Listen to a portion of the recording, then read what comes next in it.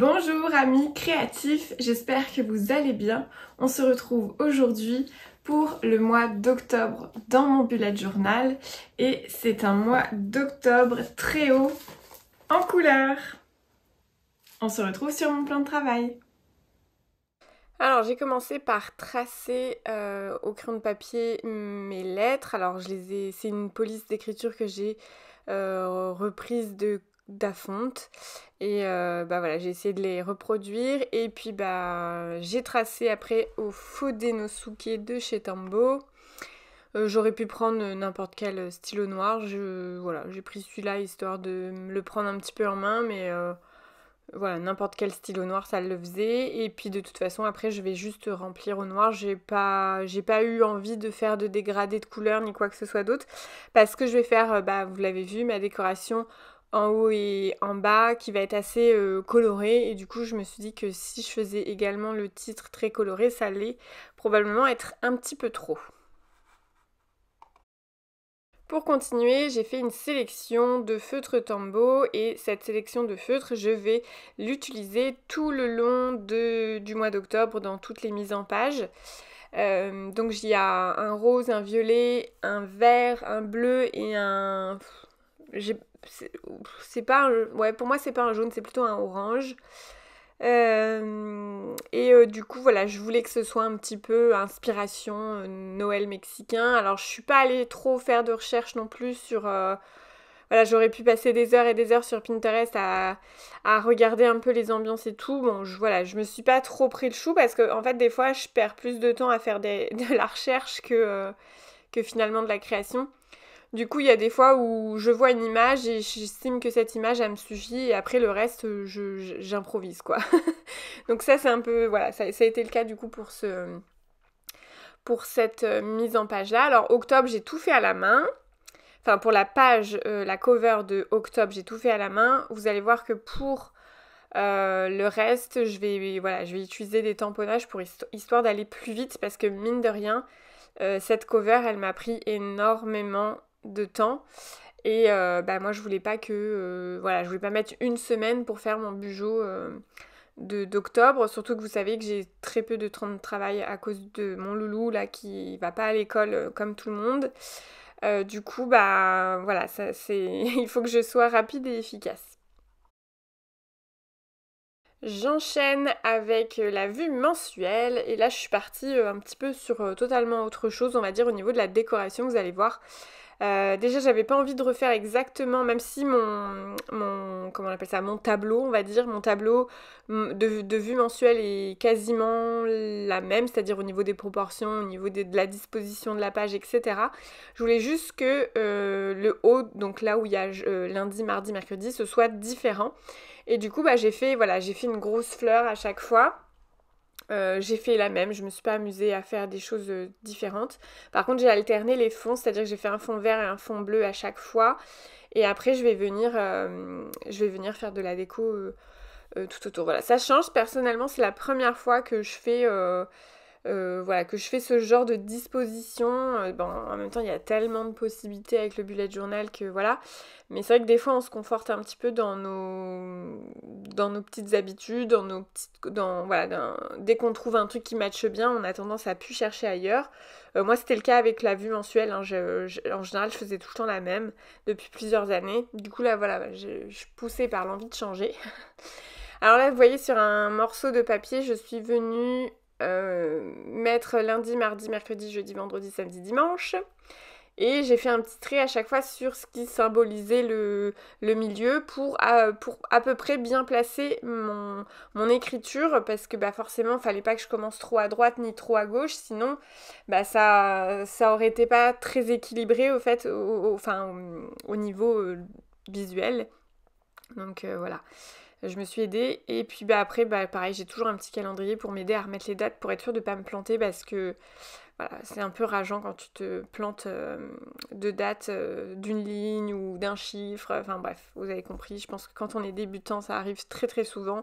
Et même quand on ne l'est plus, ça arrive si on n'est pas voilà, si on est un peu trop en mode automatique et qu'on fait plus très attention.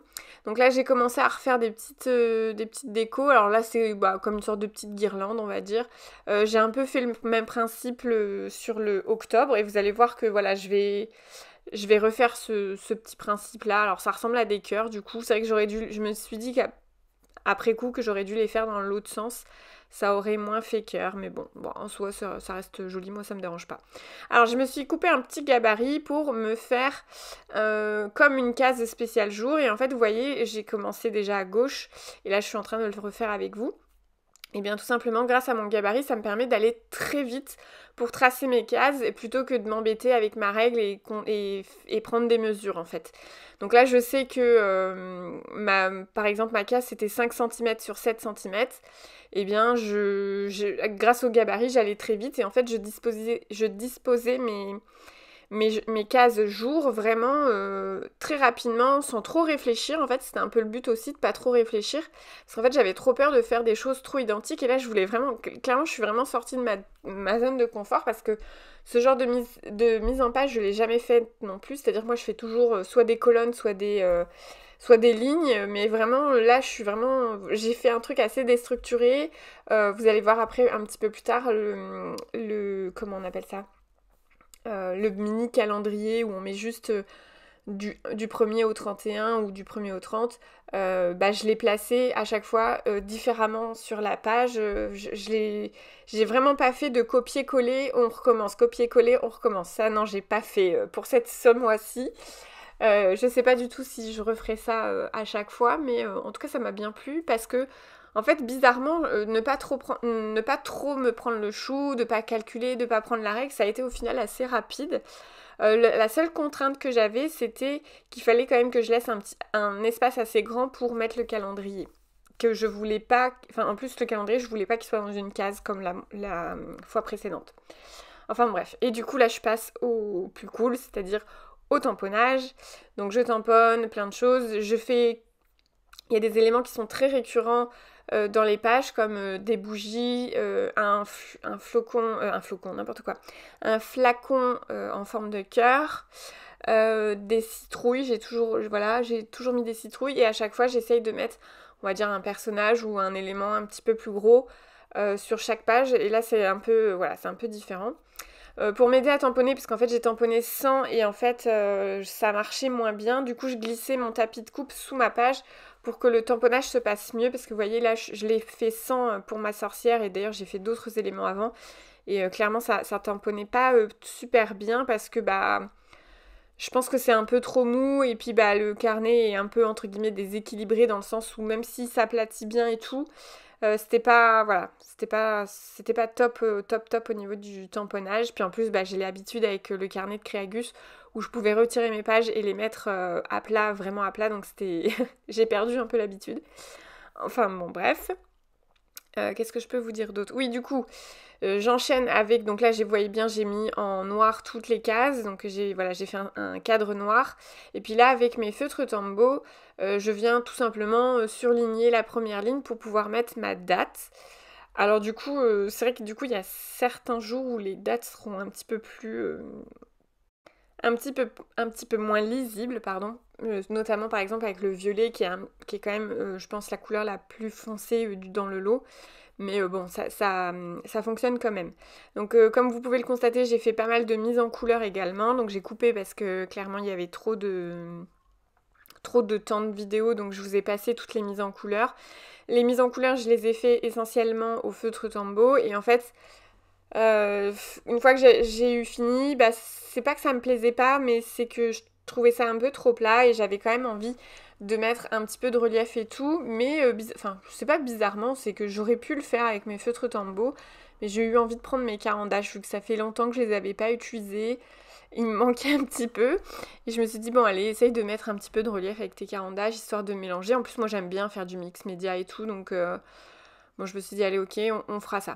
Donc voilà, je fais toute ma déco avec mes feutres Tombow, et vous allez voir, je vais prendre après des carandages. Du coup voilà, j'ai fait ma sélection de Supracolor 2, donc de chez Caran-d'Ache. Donc ce sont des crayons de couleur aquarellables. D'ailleurs j'ai essayé, alors je vous l'ai pas montré, mais Je pense que vous allez voir un petit peu la différence d'ailleurs avec la sorcière et le doudou, parce que c'est là, j'ai un peu essayé d'aquareller, je vous l'ai pas montré en vidéo, mais voilà, j'ai fait un peu de... Voilà, je voulais tester un petit peu d'aquareller très légèrement mon carnet pour voir comment ça réagissait. Ça réagit pas trop mal, mais il faut pas que... En fait, il vaut mieux, je pense, mettre une sorte de feuille de protection derrière pour être sûr que l'eau ne traverse pas et n'aille pas se mettre sur la page d'après, je pense. Pourtant, bon, c'est quand même... les pages sont épaisses et tout, donc j'ai pas eu trop de difficultés, ça a pas du tout gondolé, par exemple. Mais ouais, je me méfie quand même un petit peu. Donc là, voilà, je suis en train de rajouter du coup un petit peu de contraste avec mes carandages. Donc j'ai sélectionné par exemple la 3 couleurs pour la cape et le chapeau, ou la robe et le chapeau, j'avoue que je sais pas trop.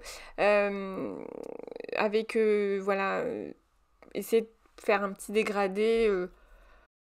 Alors je me suis un peu tiré une balle dans le pied parce que mes couleurs sont quand même soutenues et forcément vu qu'elles sont soutenues, avoir un dégradé c'est un peu plus compliqué dans le sens où normalement quand on fait un dégradé, il faut laisser, si on commence par le foncé, il faut forcément laisser des zones claires pour les zones, pour pouvoir mettre des couleurs plus claires. Et si on commence par le clair, à la limite, c'est moins grave puisqu'on vient mettre du foncé par-dessus. Mais quand on commence par le foncé, il vaut mieux se laisser des zones sans couleur, quoi. Bon voilà. Du coup, en même temps, j'avais pas prévu de base de prendre mes crayons de couleur. Je pensais vraiment être rapide et faire que du Tombow, mais voilà, j'ai eu envie, j'ai suivi mon envie, et puis bon, je le regrette pas non plus, hein, même si j'avoue que j'ai quand même perdu un peu de temps à faire tout ça, mais je suis quand même contente.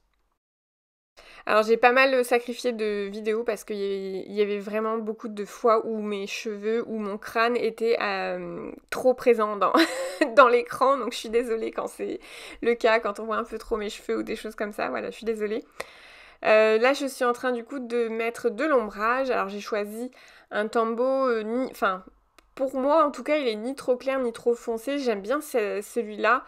Mais c'est vrai que des fois à l'écran, je me dis que je devrais vous prendre une couleur juste un ton au-dessus pour que vous puissiez mieux voir les ombrages. Mais bon, moi, c'est vrai qu'en papier, ça me suffit en général. Alors là, je suis en train de vérifier, je suis en train voilà, de marquer les jours et tout.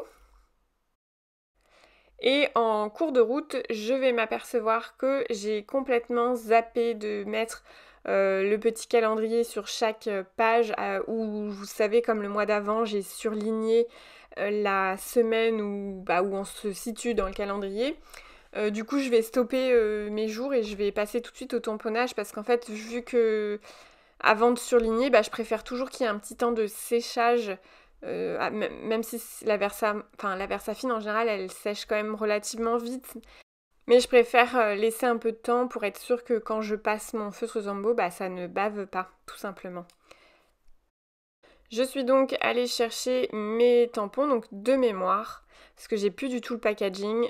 C'était bien avant que j'ouvre ma chaîne YouTube, du coup je gardais pas du tout les packagings avant. Du coup, il me semble que c'est 4 en scrap la marque et ça date de très longtemps parce que je l'avais acheté, je pense, la première année où j'ai découvert le CSF, donc le salon des créations et savoir-faire à Paris, et c'était quand il était vraiment mais big et que là il a malheureusement changé, pas forcément bien quand on est scrapeuse. Mais heureusement, il est en train de nouveau s'améliorer, comparé à après le Covid, quoi. Oui, du coup, je me suis aidée de post-it, mais au final, j'en ai pas eu vraiment. C'était vraiment plus par sécurité, parce qu'en fait, j'ai réussi à tamponner vraiment pile les chiffres que je voulais, contrairement à la semaine d'avant où j'avais un chiffre qui mordait sur l'autre. Enfin bon, là, non, j'ai pas eu de contraintes. Donc c'était top. Le tamponnage a été plus rapide que ce que je pensais. Je finis du coup d'écrire mes jours, mes dates.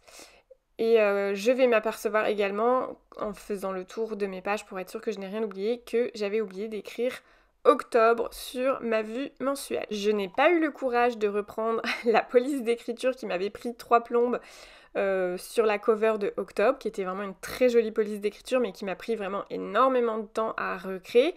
Du coup, voilà, j'ai écrit très rapidement au crayon de papier octobre, et puis après avec mon feutre Tombow, je suis venue écrire octobre. Alors j'avoue que j'ai pas fait mon B comme je le faisais d'habitude, parce que je suis allée un peu trop vite, et du coup mon B il fait presque un peu F, donc je suis un peu dégoûtée.